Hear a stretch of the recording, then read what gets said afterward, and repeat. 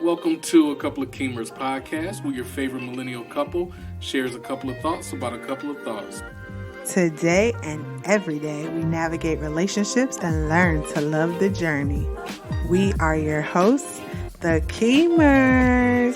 Ladies and gentlemen, I introduce to you my handsome, super intelligent husband, Chris. And I introduce to you my beautiful and talented wife, Francesca. And per the usual, we're going to start off with Attitude of gratitude.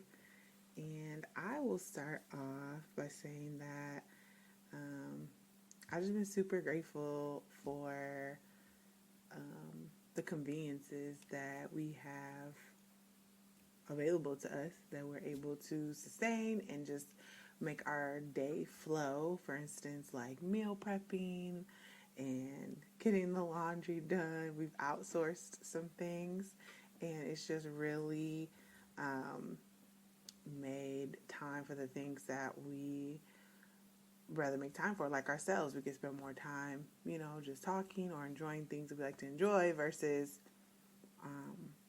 spending that doing certain chores. So I am grateful for that, the ability to be able to do that. And that sounds really spoiled, but that's really what I'm grateful for today. Well, for me, I can say I'm grateful for the things that we do have. We have roof over our heads, we got food and drinks in the fridge. So I'm really grateful that, we don't have to go without, and we can survive and support ourselves and, just have the necessary things that some people take for granted. And I know at times I can say I take it for granted. I'm so used to, going to the fridge and the water and whatever. It's just there. But today I just say, you know what? I'm truly grateful because I know there are many people who don't have what we have. And it's a blessing. Humble brag. Yes. No, I mean, not really, but it's just something to really be grateful for, I hear you on that. And we just recently celebrated our 2nd year wedding anniversary. So Ooh. I'm also grateful for that. But in our time doing that, we got to talk and reflect and spend quality time together. We took a little quick trip to Chicago, saw Kev on stage, to hear more, and that chick Angel. So it was really, really enjoyable. And as we reflect and things like that, we've also been watching a show called The Sweet Life on HBO. HBO Max. That's what it's called. I was like, I know it's another word. Yeah, HBO Max. So we just finished up the first season. So spoiler alert if you haven't, or if you plan on watching it, whatever, you might want to revisit this episode later. Because we are going to be talking about the things that happen throughout the whole season, especially the finale, because we just watched it. So I think a big theme of as we watched it, is just the maturity level that you have in your 20s versus your 30s. Because if you don't know anything about The Sweet Life, just a quick little rundown. It's a reality TV show. It's ran by Issa Rae. It's her production. Yep, it's produced by Issa Rae, which I love. Absolutely love her. Love Insecure. Loved her before she even blew up on YouTube. Yes, I'm that person. Like, I was there before. Like, I supported her Awkward Black Girl so much, way before any of the noise about her and Insecure and all that stuff that she's done in her career, that her public career that everyone knows now. So anyway, back to Sweet Life. It's just some 20-somethings. They live in Cali, and they seem like, from at least how they portray it on the show, they seem to all be pretty well off, whether they started that way in life or whether that's just where they are now. But they're still young, so it's mainly like, they just have graduated not too long ago, right, from high school and just becoming adults. So it's something we definitely align with. It's a story that we've lived, and we are now 2 years into our 30s, so we can effectively reflect back into our 20s, and they are just kind of a reflection, I feel, of just some of the things that we experienced at that time, and they're all, Black 20-something millennials, right? Or are they Gen Z? They're like cusp. They're like the cusp. Yeah. So they're like kind of millennial, kind of Gen Z. They have traits of both. I don't know what technically. I mean, they're all a little bit different ages, so I'm not sure exactly what generation they all individually fall into. But they're pretty much the cusp, like kind of a little bit Gen Z, kind of a little bit millennials. So as we're kind of middle millennials, a little bit on the side of elder millennials. So once again, that's just kind of where they are versus where we are, and we can just reflect back on just the conversations and the way they interact with their friends, the different arguments. Some of the stuff is not relatable, and I think that it's because, that's West Coast, and there's just a different culture out in the West Coast. But there is a girl from Michigan, from Kalamazoo, which is also different than Detroit and Metro Detroit area. But nonetheless, still from Michigan. So we do have one Michigander in there that we're like, okay, Michigan representing in the show. But yeah. So we're just going to kind of talk a little bit. All that to say, we're going to talk about 20s versus 30s, and peppered in there things that we have drawn from the Sweet Life. Yeah. So. Oh boy. So we just watched the finale. So we watched the whole thing. And there was a lot of tense moments. And I feel like a lot of the tension was, it was in both the men and the women. But I think it really boiled with the women. Absolutely. So, the arguments, not necessarily exactly the arguments, but the sentiments of the arguments and the tension, I've definitely had with my friends. I've definitely experienced personally, and just in my friend group. Maybe two other friends are having these type of tense conversations. I won't say it doesn't ever happen still, but I think way less, because most of my friends are in their 30s or really creeping up on them, like 28, 29 minimum. But pretty much everybody's in their 30s. So, yeah, I think, where should I start with this? The big blowout that, gosh, I'm so bad with names. What was it, Tylen and Cheryl? Cheryl? Okay, yeah. That they had, definitely felt that and experienced something like it before. And I think it just gets real sticky when there's like relationships versus singles, even though they're both in relationship, but it just seems like Tylen, she's the woman in one relationship, and then her friend is the man in the other relationship. They're friends, but they both have significant others. What's his name? Gerald and Cheryl, and then there's Tylen and Jalen. So like Tylen and Gerald were friends. Our friend, were friends? I don't know. They didn't really say at the end where they stood in their friendship, but in the past they were, and so it was kind of like Tylen just defending her man. I've definitely had friends like that. I've never been that person of defending them to the death like that. I kind of I see Cheryl in myself in the way that I'm like, I'm not going to let you downright disrespect my man in front of his face or behind his back. But at the same time, he's his own person. Like, he can defend himself. What you're saying is just words. And I know for them it's a bit deeper because it's like, you didn't come on TV and said this stuff. So that adds a layer. I think that always adds a layer in these quote-unquote reality shows. Yeah. It's like it's on camera. No one's going to be 100% authentic. I don't care who you are on camera. And there's always that pressure of like, well, this is going to be public. So...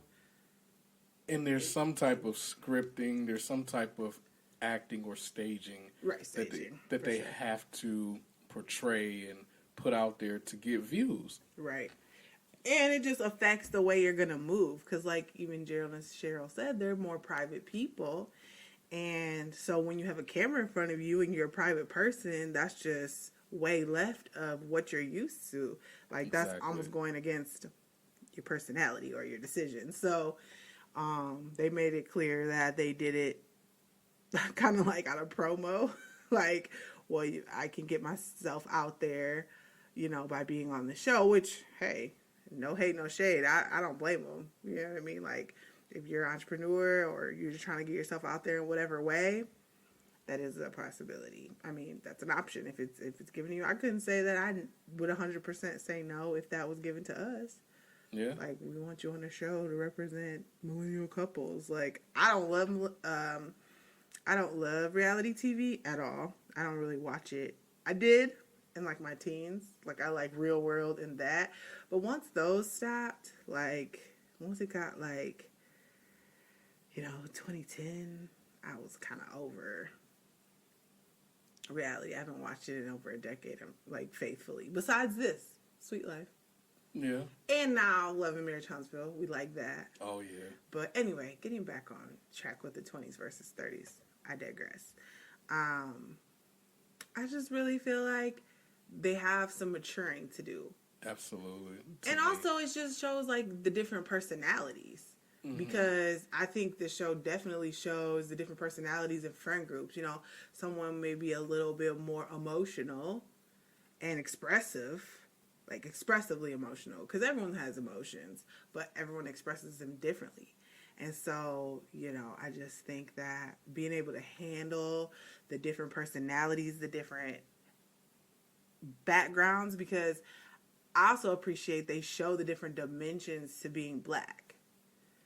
Oh, yeah. Because that definitely stood out to me. They're all black millennials, but they're not all the same, which is kind of like, duh. But you'd be surprised how many people don't realize that, including black people. Oh, yeah. Because I think TV, especially like in reality shows, whenever there are black people on the screen, it's almost like, okay, we got to cater to a certain audience, or we have to, but we have to cater to a certain audience and portray a certain image when black people are involved because, this is what is considered authentic for black people. Right. And it's so annoying. Like, it's 2021. We're still doing stuff like this. Yeah. Yep. So I really appreciate the dimensions to blackness and I think that's completely knowing and being a fan of Issa Rae. I think that's exactly what she was going for, like it seems as portrayed that these young black millennials, Gen Z, whatever they are, young 20-something black people are multidimensional. Like, they're not the same, but they are kind of all right now in a financially prosperous situation. Most of them right now. So I think it definitely shines a light to a lot of that stuff. And handling that, like being successful in your 20s, I don't know about that. So I can't personally comment on being financially successful in your 20s because my 20s was a less struggle. But I have known people to be financially successful in their 20s, and there's some maturing to do, and just having money on your hands in general, whether it's a lot of money or a little. In my 20s, what I knew then and how I behaved then versus what I know now and how I behave now with money, so different. And you can definitely see that, like the things they care about. And, I mean, they're on TV. And there are some attributes of blackness, I think, that do kind of unshamingly go over many dimensions of blackness. Like, I think black people, we're going to be on TV. we gonna be dressed. Oh yeah, clothes is definitely part of our culture. So As black people. yeah, no matter where you are, how you are, I think 9.5 times out of 10, you know you're gonna be on TV, you're gonna be dressed. So that's kind of hard for me to be like, is this how these people dress every day? You know, are they always designer? Are they not? You know, because they are on TV, so that's a factor there. But what was I saying? I was getting at something. In terms of when you're in your 20s and how you handle money. Right. So it's like, you know, they got all the expensive things on, and it's like in my 20s, I was either doing that and couldn't afford it, or I wasn't doing it because I couldn't afford it, you know. Right. But now being in my 30s, I understand that, like, yes, it's nice to have certain things, but before I, you know, got married, I definitely was, because it was just me, depending on me, I was way more frugal. Like, I learned to be more frugal because I realized, like, the long term of it. And I think in the 20s, it was just like, travel, travel, travel, no matter what. I got the money, I'm buying shots. Like, I got the money now. So I was spending it now. Not. Yep. But I feel like you weren't like that. I mean, You're a saver. I'm a saver, but at times in my 20s, oh yeah, I mean, I saved, but there were definitely times where if I wanted the new Jordans or if I wanted new video games or anything, especially like when I signed up for and created my Amazon account. Oh, once I had my money coming in and I could go online and order stuff that come to the house, I'm like, oh, I'm going to get myself a gift every time I get a chance to. Right. Like, and now you can be a little bit more, like, conservative with it when needed. Obviously, Yeah. probably those things that you wanted then you can now afford, even though back then you couldn't really afford it. Now you can. But there's still definitely things that we can't afford, shouldn't afford. Like, we might have the money now, but you shouldn't afford it because you need to plan. exactly, because my focus was, not my focus all the time, but there were definitely times throughout my 20s where if I had enough money to get something that was, you know, expensive or real expensive, I'm like, oh yeah, I'm getting that thing. But then I had to let my money grow again and replenish because I wanted that one expensive thing. And it's like, I had to learn that, you know, it's okay to want nice things. It's okay, even if you have enough money, sometimes to treat yourself. But that doesn't mean you have to go out, spend every dime or most of your money on that one expensive thing, and then what are you going to do for the rest of the time? Mm-hmm. And, you know, because some people get paid. When you need to eat, what you going to do? Right. When you have an emergency situation, what you going to do? You know? Yeah, So, you love the new thing that you bought. Okay, cool. But can you eat it? But can you eat it, or can you go out and buy you some food? Can you go out and get you something to drink? Like, these are things that I had to learn. Can it keep you warm? Mm-hmm. Is it shelter?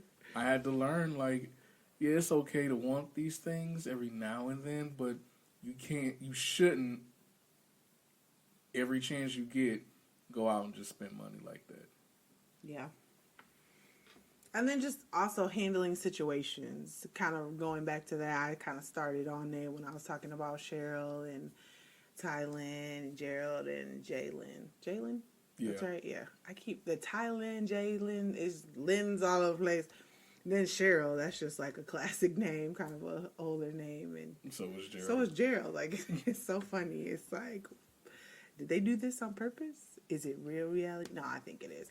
But anyway, just handling the situations and not getting so riled up. I just feel like a lot of them, almost all of them, except for maybe Cheryl, wears like their heart on their sleeve and their emotions. They're just like a ticking time bomb. Like, don't cross me the wrong way because I'm going to put you in your place. Don't, just like a real defensive like attitude. I feel like a lot of them have that. Like, and just Rebecca. A real like, who? Like Rebecca or Becky. Yeah. You know, she's quick to say things like, okay, so what you're not going to do is talk to me like this. So let me go ahead and tell you right now, I'm not. That's not acceptable. And it's like, you mocked her are you, cadence of her voice. So funny. Are you being a parent right now? Like, I get, I totally get. You know, you set the tone for what you will and won't accept. That's totally fine. Right. You gotta have boundaries. You do, and you have to set them. However, I also had to learn that, you know, when you communicate with people, you have to learn who you're communicating with. Right. And I feel like... Or understand you don't understand who they are. Therefore, I'm not even going to give it my energy. Right. And I feel like when my 20s, it was more of, you know, I didn't like that. So I'm going to just tell you how I felt. I didn't consider, and this didn't happen every single time, but there was definitely times where it did. And I didn't consider who I was talking to, how they interact, how they respond, what they like, what they don't like in terms of, you know, when you communicate with them, and you have to learn that. And some people, unfortunately, even when they get to their 30s and older or whatever, they still don't understand that. Like, communication is an art. It's not something that's so simplistic in that just because you say how you think and how you feel that everybody's supposed to accept it and kiss your butt. Like, it doesn't work like that. Right. Yeah. I definitely have found myself in my 20s versus my 30s. Like, I found myself a lot of time in my 20s explaining myself to way too many people. Like, I do think there's a time and a place to explain yourself. And like you said, communication is an art and you want to be clear. And I think that's key too. Like, being clear about your communication, because sometimes you just say a bunch of stuff and it's not really received. And not to say, right. oh, I'm just so beyond that. Everyone always understands me. No. But you have to, like, learn maybe not to care so much about what they think about you. Because I think that a lot of the conflict that we see in the sweet life is like, what you think about me? What do you think I am? How I did this for you, and we had this loyalty word, you know, loyal. I'm loyal to my man. I'm loyal to my friends. I'm loyal, and it's like, okay, yeah. I mean, loyalty in a general sense is good, but it's like, what does loyalty mean? Like, I don't need to back you up. Like, you're very capable of backing yourself up, and who cares about who thinks what of you? Like, why does that matter? You know what I mean? Exactly. Like, none of it matters. It really doesn't matter what they think of you. Like the old saying goes, what is it, Sue and Tim or something? What Sue thinks of Tim speaks more of Sue than Tim. It has nothing to do with you. Right. It's like, just get over it. It's petty. And I really think in your is. 20s you get a lot of caught up in those petty things, those little things. You let the small things seem big in your mind. Obviously they're reacting because they feel big, but it's like, it's really not. And I've just really learned to assess and move on. Like, that's just how that person is. Take them or leave them. Consider the source. Like my mom always said, consider the source. Like, either be there and be in someone's friend group for who they are, or just leave them alone. And, you know, you try to change people. You try to explain yourself and change people. No. It don't work. I mean, you could put some energy into it, but, like, just don't waste so much of your time and energy on it. And I've definitely learned to conserve my time and energy when dealing with others. That's definitely something I've learned in my 30s that I constantly did in my 20s, whether it be friends, family, whomever, colleagues. I don't have time for any of it. Just straight to the point, move on. Like, agree to disagree. And not even be, like, so offended and bent out of shape. Because I think that's what we saw a lot in the show. It's like, they get bent out of shape so easily. And I don't know. I mean, it's hard to reflect on yourself, but I don't think I ever got that bent out of shape. But maybe my friends will say differently. I don't know. I don't think I did either. I probably did maybe in my teens, but, you know, when you're a teenager, you're going through those phases and that stage in life. But in my 20s, I don't think I ever got that bent out of shape about things. And my thing is, yeah, I didn't necessarily like when someone said something about me that wasn't true. And the only thing I could do at times was just say, well, no, that's not true. And maybe explain sometimes. But then after I do that, or even if I don't explain, I just say, okay, whatever. Like, that's your opinion. I don't care. Because what your opinion matters not to the point of it's not going to affect my reputation. Mm-hmm. Because what your opinion says does not carry enough weight to affect my reputation. You're only one person. Mm-hmm. And you don't even have power to persuade anyone's views on how I'm perceived or what my reputation represents. So I can't, and I had to really learn in my 20s, like, people just going to say what they want to say, even if, though you're not going to like it, you may not agree with it, and it's okay. Like, that's just, people just going to talk. Yeah. Or I remember growing up in Catholic school, they used to say, they talked about Jesus Christ. Really? That's funny.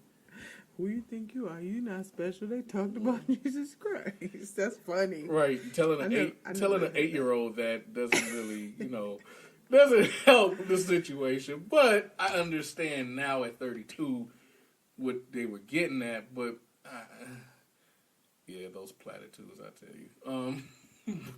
But yeah, I do see that a lot in the show, especially like with someone like Tylen. She just, it's like she's ready to pop off. And like, there's nothing wrong with wanting to have people's back. There's nothing wrong with being loyal. But you are not everyone's mama. Like, you can't, and even if you were a mom, like, you can't control what people say and do. You just can't.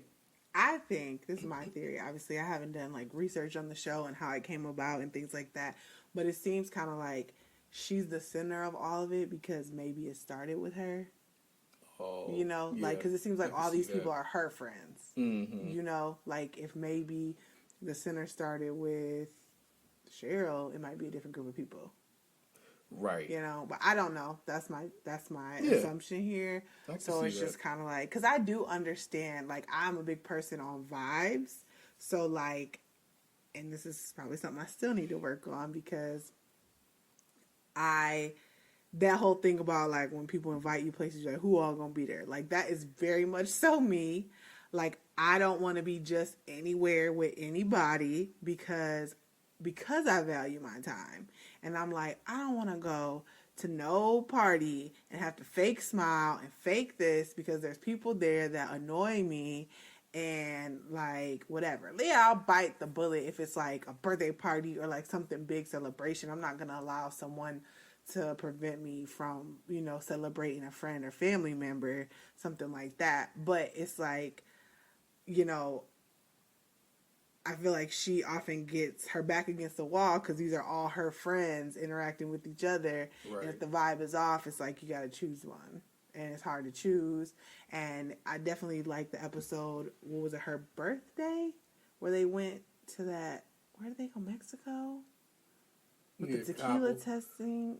Cabo. Cabo, yeah. Right. And so it was very real to me, like those episodes where it's like you got your childhood friends, and then you have, like, your high school friends. And then you have, like, your friends that you met as, like, in your 20s, college friends. And then, like, possibly, I mean, she didn't have this, but for me, like, coworkers. Like, people I met in the workplace.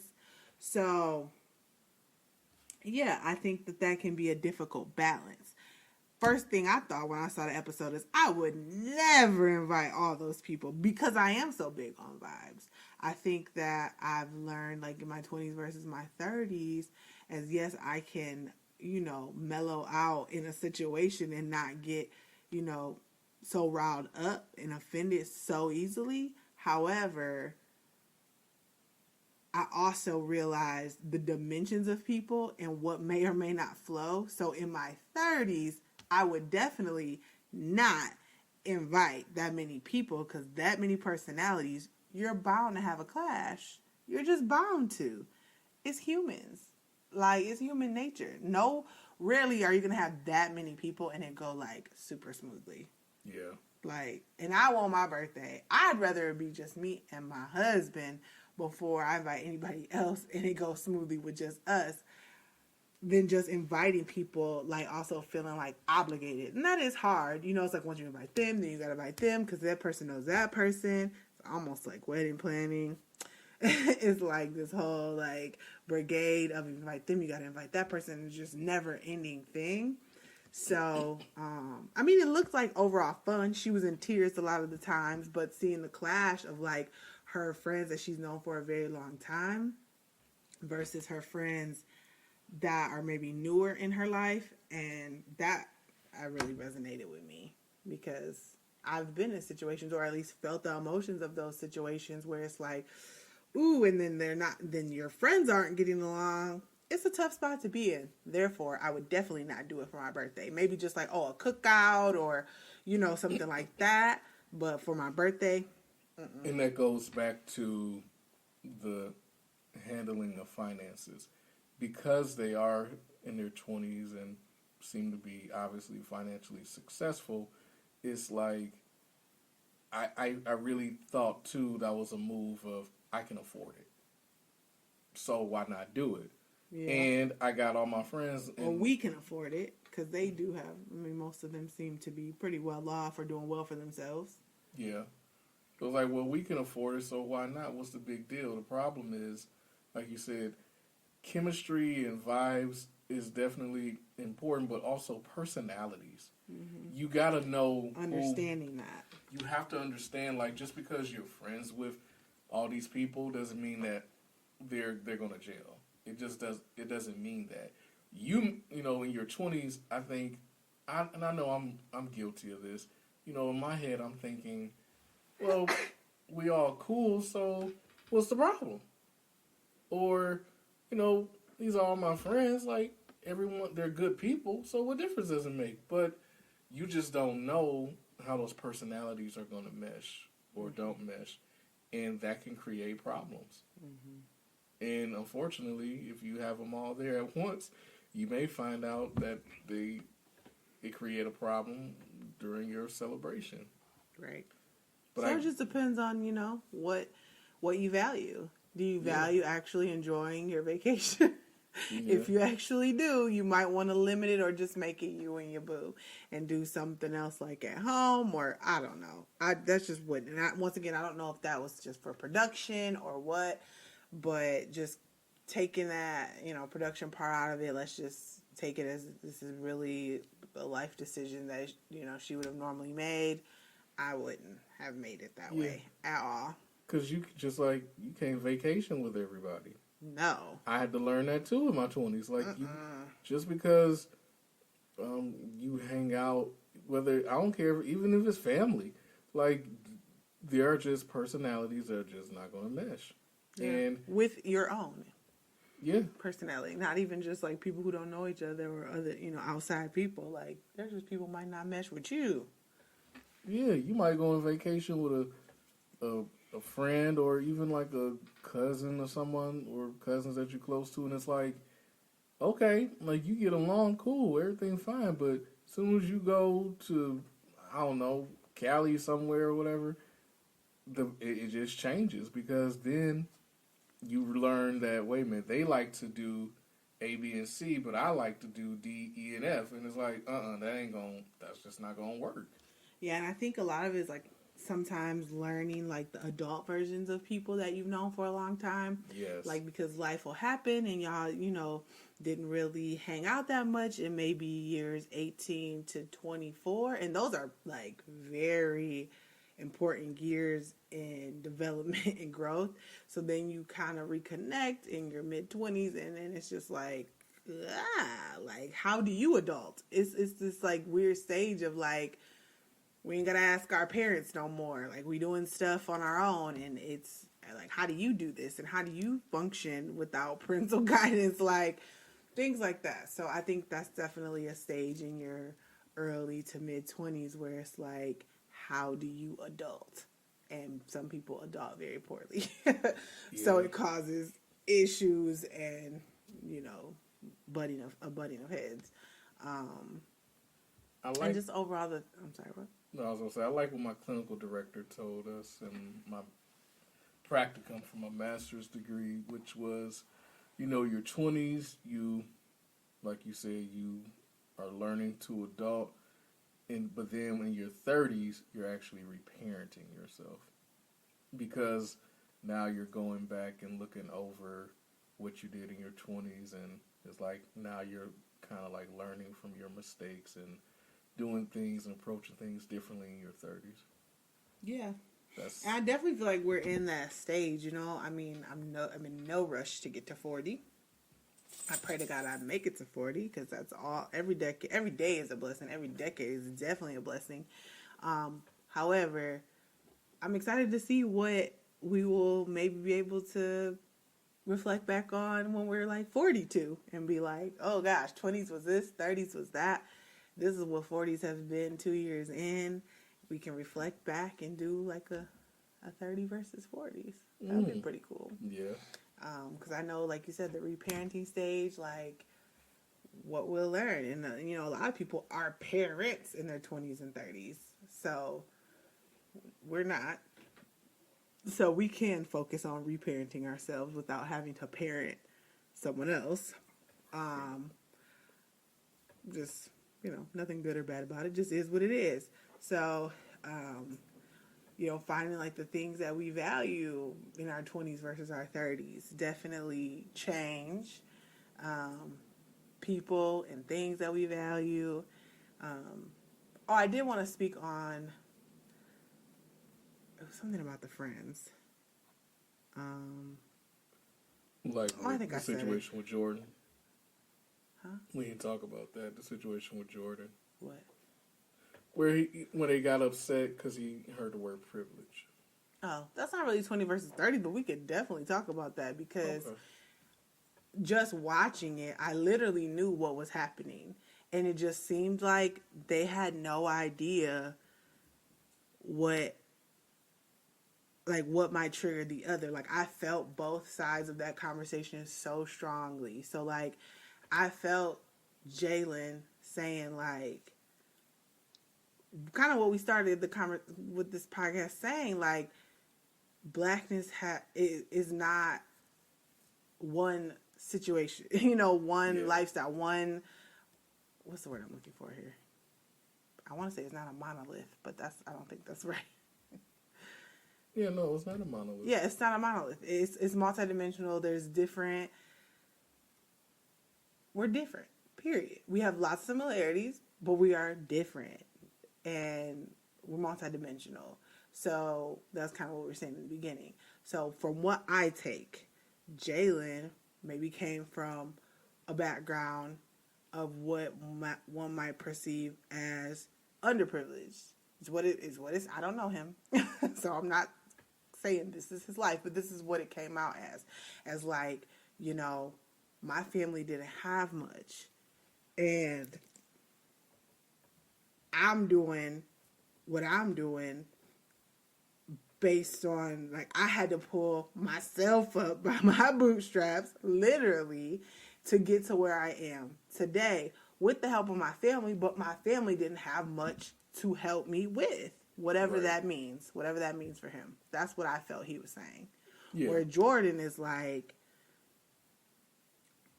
in a sense, more privileged overall than Jalen. So he was maybe not as understanding of what Jalen was trying to say, because probably a big portion of his life, because blackness is often seen as these, poor, ghetto, uneducated, whatever, he was probably often perceived by non-black and black people as not, quote unquote, black enough. And so he probably oftentimes had to defend his blackness. And so he probably felt threatened in a way of like, no, even though Jalen didn't say this, it seemed to me that Jordan took it as Jalen saying, you're not really black. Right, because he used the word privilege. Because we often use the word privilege with white privilege, but there's privileges in so many ways. And I think that's what Jordan took offense. Like, I'm black. Don't try to tell me I'm not. I work hard. Don't try to tell me I don't. And then he said something super offensive, like, I'm where I am because I work harder than you, which I think we've said this before on the podcast. In America, in the world, hard work doesn't always mean financial success. It really doesn't. No. So, yes, it can be a factor of financial success, but there's many people who work hard, laborious, physically worked hard their entire lives and never made it out of poverty. So, that's a whole nother podcast, as I love to say. But I think that was where the conflict in that one, and I felt that was a very, very powerful moment too. Like, because I think that I have experienced both sides, but I think for me, I'm more of a Jordan. I never reacted that way. I will honestly say I've never reacted that way, but I do feel like a lot of people, I mean, I was called white girl all the time.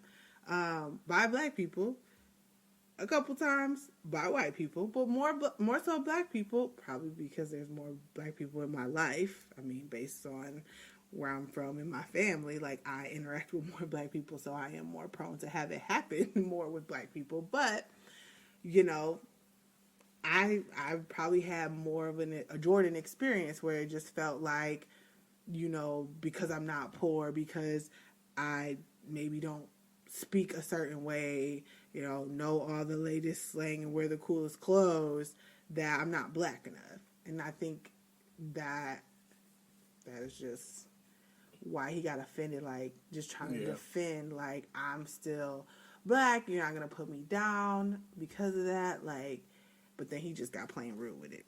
He just got plain rude with it, like.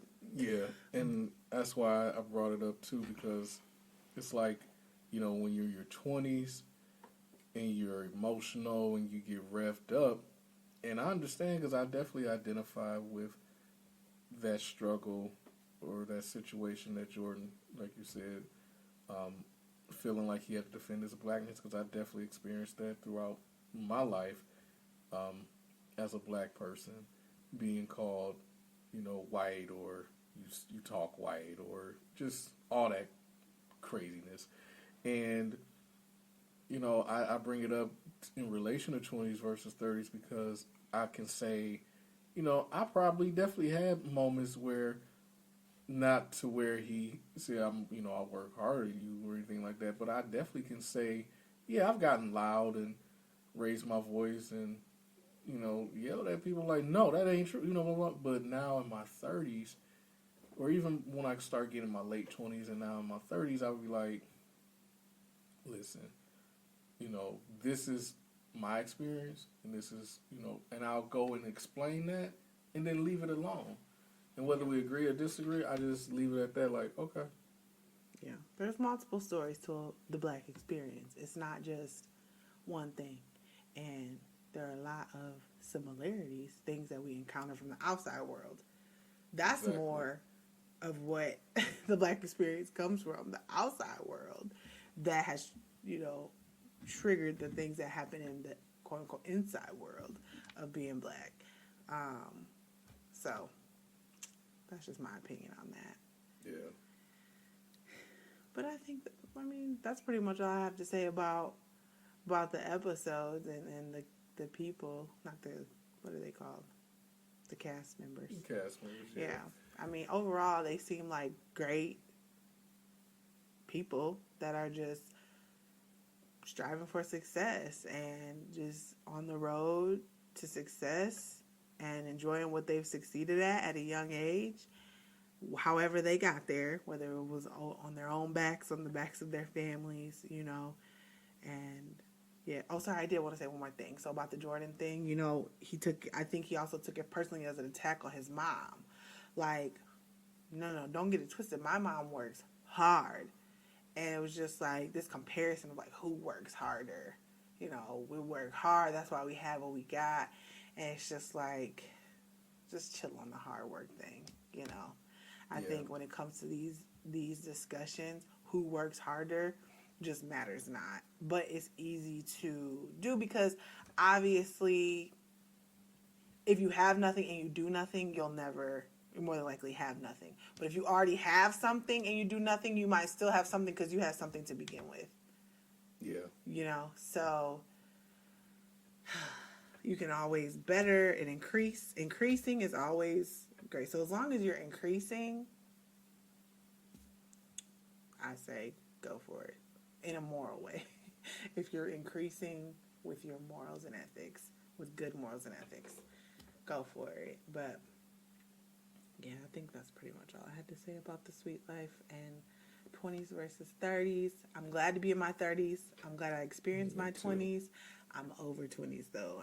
I have no desire to go back as far as experiences. Now, the energy, the energy and the light that I had, you know, in your 30s, I feel like you kind of get more reality check and you don't have that spark about you that you once had. I think Issa Rae and Cammy kind of commented on that when they were overlooking the cast members as they were walking in. Like, look at them, so young and vibrant with like so much hope, hope in their eyes, and just, you know, not beaten down by life quite yet.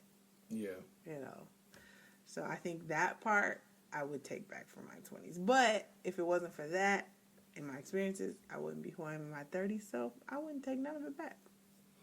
Nope, I definitely will agree because, you know, after going through my 20s, I'm like, yeah, happy to be in my 30s after, you know, with my experiences, but also just learned so much along the way and so grateful for the guidance that I did receive with going through those experiences. So, like, yeah, I don't regret anything. Yeah. So what's your predictions for 40s? Like, what do you think we'll learn in our 30s that we could reflect back in our 40s?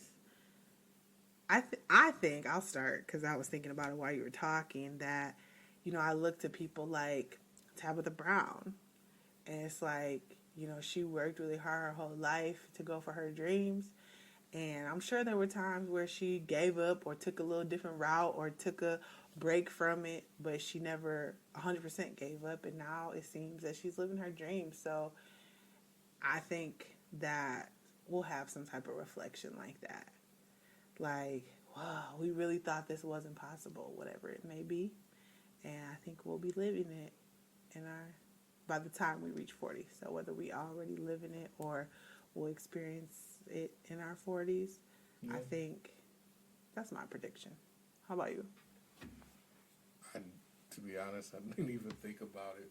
I know I sprung it on you because I was just thinking about it. Like, I'm hoping that by the time we get in our 40s, we have already accomplished some of or most of our goals that we have set planned.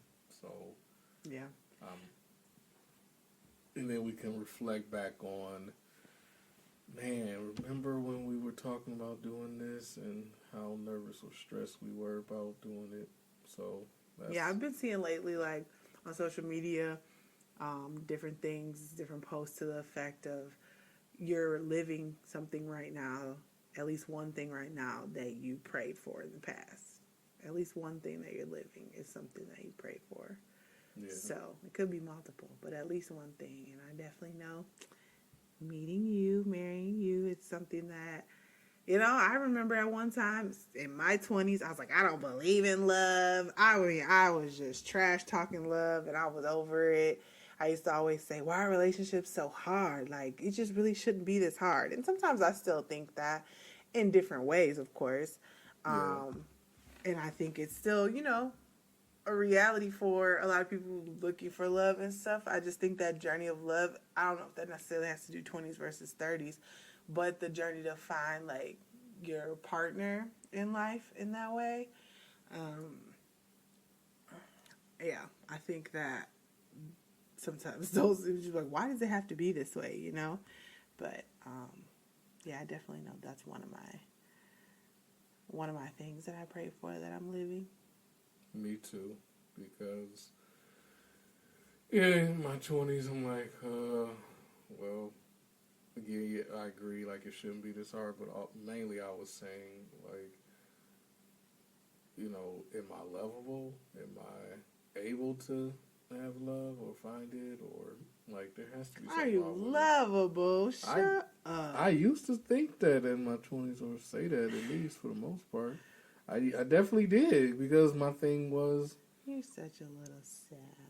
it just seems like something's wrong where I'm not finding it, or if I find it, it's not going to work out, because there's just the personality difference is just not, it's not there. And Yeah.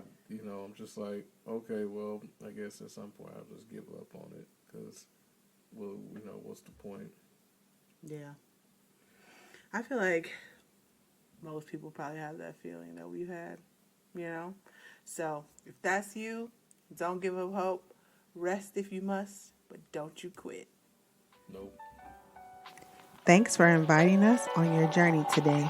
Make sure you rate and review if you like what you hear. Also, like, subscribe, and share with a friend. See ya. I love you.